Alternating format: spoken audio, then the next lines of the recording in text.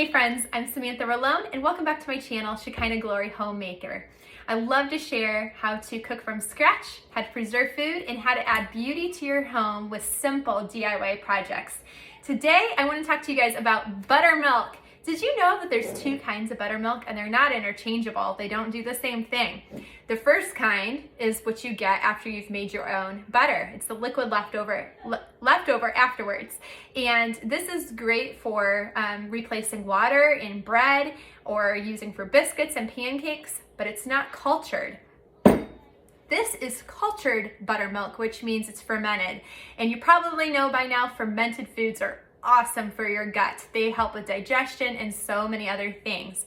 And so this is the kind that I recommend using in any recipes. If you can get your hands on some, this is probably what is sold at most stores. This is the kind.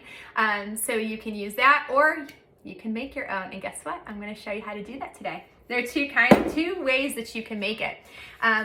How I made mine originally was by buying a culture, and I love this brand and I'll link it below. I use it for my cheese. I used it to make my own sour cream originally. Like I said, I made it for my buttermilk. So there's directions in there that you can follow on how to make it. But once you already have made your own buttermilk, you don't have to keep using a store-bought culture. You have a culture right here in your jar. So I'm going to show you how you can have a never-ending supply of buttermilk. It's kind of like sourdough. You just feed it a little bit, give it a little love, give it a little attention, and it will just keep feeding your family. So all you're going to do is you're going to take a tablespoon of your leftover buttermilk, and you can see it's real like gelatinous, kind of like yogurt. You're going to add that to your bowl. Then you're going to pour in a cup of milk. Pour that in with your culture. Mix it together and then just leave this out on your counter for 6 to 10 hours. It'll start to thicken up like this, and that's how you know it's done. And then you stick it in your fridge, and it should last about 2 weeks. Really, it won't go bad unless you see like a green mold on there. That's when you know it's bad. So it's like 2 to 3 weeks that'll last.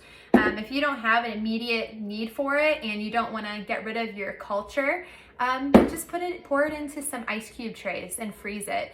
And that will last for like 3 months in your freezer. So that way then you have your culture to restart and to use in recipes without having to buy another culture.